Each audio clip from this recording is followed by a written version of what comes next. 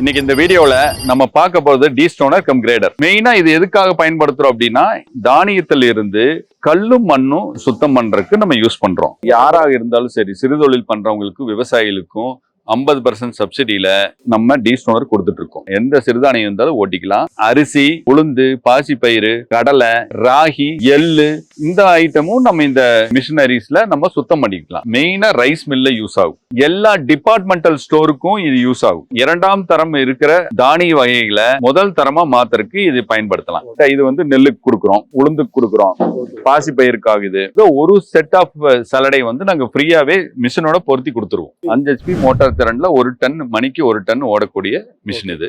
இது வந்து பாத்தீங்கன்னா 3 HP, 1/2 ton capacity, 250 kilo, 1/4 ton capacity, 2 HP. Grater வந்து பாத்தீங்கன்னா 4 HP ல ஓடக்கூடிய கிரேடர். கிட்டத்தட்ட தமிழ்நாடுல எங்க எடுத்துட்டு போனாலும் 15,000 ரூபாய் செலவாகும். டெலிவரி ஃப்ரீயா கொடுக்குறோம். ஜஸ்ட் ஒரு போன் கால் போதும், மிஷின் வீடு தேடி வரும். டீஸ்டோனர்ஸ் இந்த மூணுமே டீஸ்டோனர். அது வந்து ப்ரீ கிளீனர்னு சொல்லுவோம். விண்டோவரும் சொல்லலாம், ப்ரீ கிளீனரும் சொல்லலாம். டீஸ்டோனர்ல இப்ப நம்ம 3 வேரியன்ட் காட்டுறோம். இது 1/4 டன் கெப்பாசிட்டி, 250 கிலோ மணிக்கு ஓடக்கூடிய கெப்பாசிட்டி. இது 1/2 டன் கெப்பாசிட்டி. பக்கத்துல இருக்கிறது 1 ton capacity. 1/4 ton, 1/2 ton, 1 ton சொல்லக்கூடியது எதுக்கு அப்படின்னா, அரிசி நெல்லுக்காக மட்டுமே இந்த கெப்பாசிட்டியில நம்ம சொல்றோம். இதுல மாற்று பயிர்கள் எதுவா இருந்தாலும் ஓட்டலாம். அது இந்த கெப்பாசிட்டியில அடங்காது. முதல்ல அதையே அண்டர்ஸ்டாண்ட் பண்ணிக்கணும். ராகி ஓட்டினால் 1/2 டன்னா, நெல் ஓட்டினால் 1/2 டன்னா, எள் ஓட்டினால் 1/2 டன்னா அப்படின்னா இல்ல, மாறுபடும். 1/4 டன் கெப்பாசிட்டி அப்படின்னு சொல்லக்கூடியது அரிசிக்கு தான் நம்ம சொல்றோம். மாற்று பயிர் எதுவா இருந்தாலும் நம்ம இதுல ஓட்டலாம். மாற்று பயிர்னு நான் சொல்லக்கூடியது என்னென்னு நோட் பண்ணிக்கிங்க.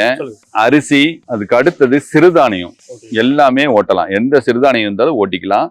அதுக்கு அடுத்தபடியா வந்து பாத்தீங்கன்னா நம்ம உளுந்து, பாசிப்பயிறு, கடலை இது எல்லாமே ஓட்டலாம். இதுக்கு அடுத்தது ராகி, எள்ளு இந்த ஐட்டமும் நம்ம இந்த மிஷினரிஸ்ல நம்ம சுத்தம் பண்ணிக்கலாம். மெயினா இது எதுக்காக பயன்படுத்துறோம் அப்படின்னா, தானியத்தில் இருந்து கல்லும் மண்ணும் சுத்தம் பண்றதுக்கு நம்ம யூஸ் பண்றோம். கல்லும் மண்ணு சுத்தம் பண்றதுக்கு இந்த மிஷினை யூஸ் பண்றோம்.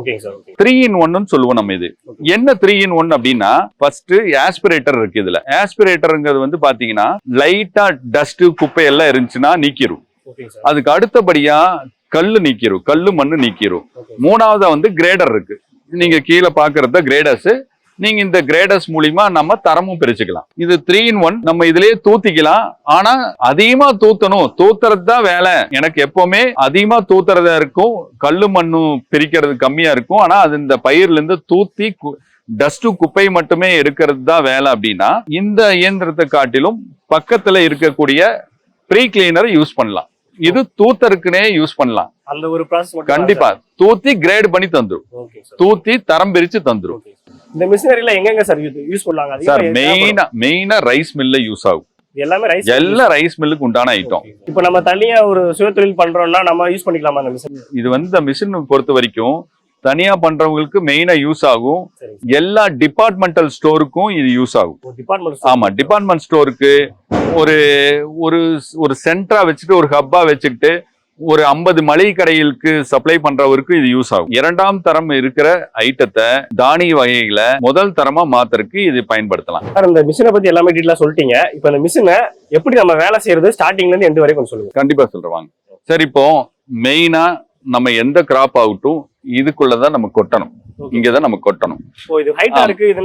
சார் எல்லாரும் மேக்ஸிமம் எலிவேட்டர் வச்சுக்குவாங்க. எல்லா ரைஸ் மில் எலிவேட்டர் இருக்கும். சின்ன ரைஸ் மில் இருக்குது, எலிவேட்டர் எல்லாம் வைக்க முடியாதுன்னா நாங்க ஸ்டாண்டே சிம்பிளா கொடுத்துறோம். நானே மிஷினோட வந்துரும், கொடுத்துறோம். நம்ம வாங்கி இப்படி கொட்டிக்கலாம். வாங்கி சரக்க கொட்டியாச்சுன்னா உள்ள போயிரும்.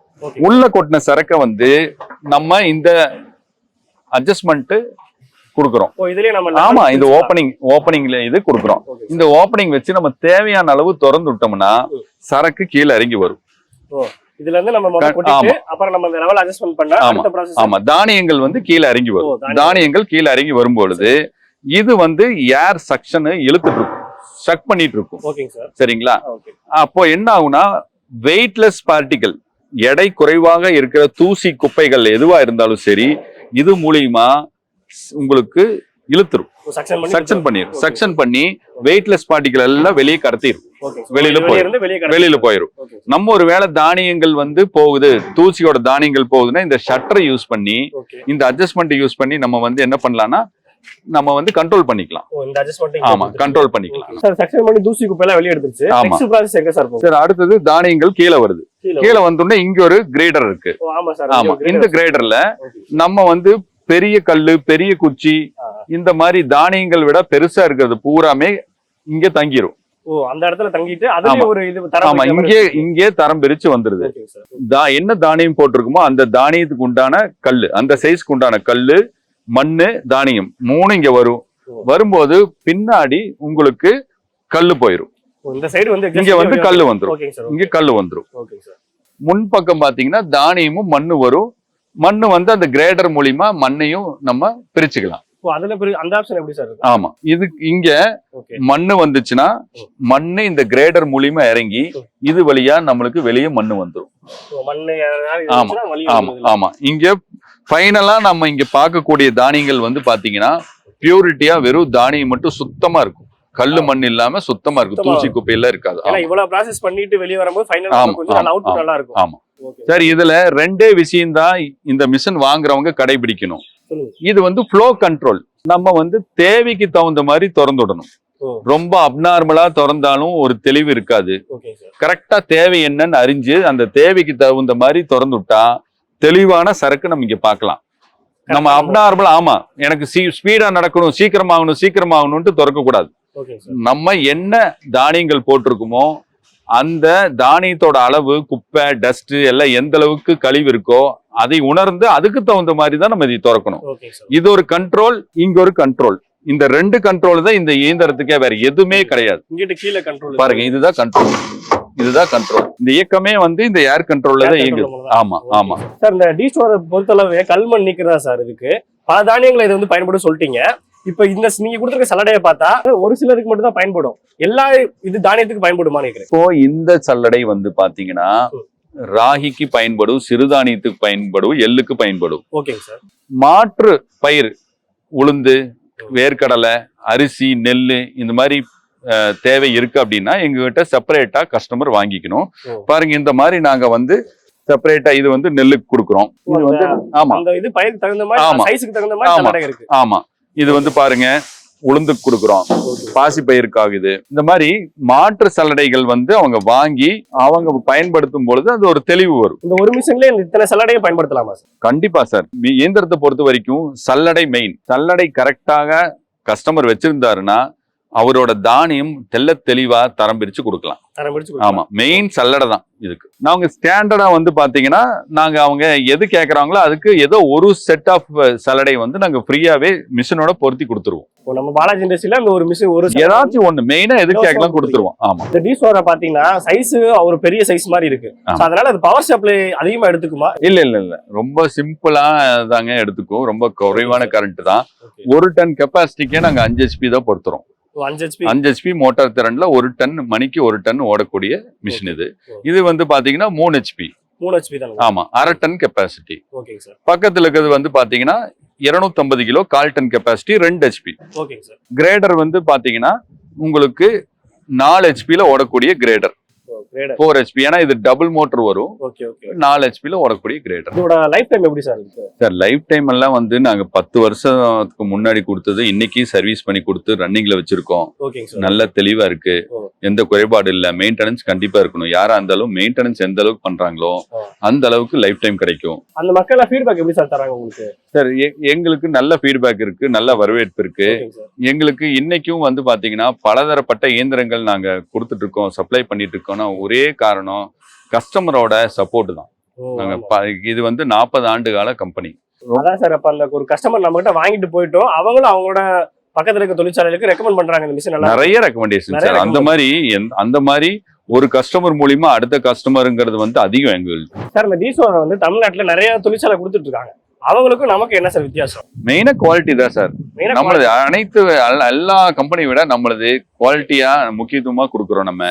இது போக இன்னைக்கு சர்வீஸ் சப்போர்ட் எந்த கம்பெனி என்ன எப்படின்னு நம்மளுக்கு தெரியல.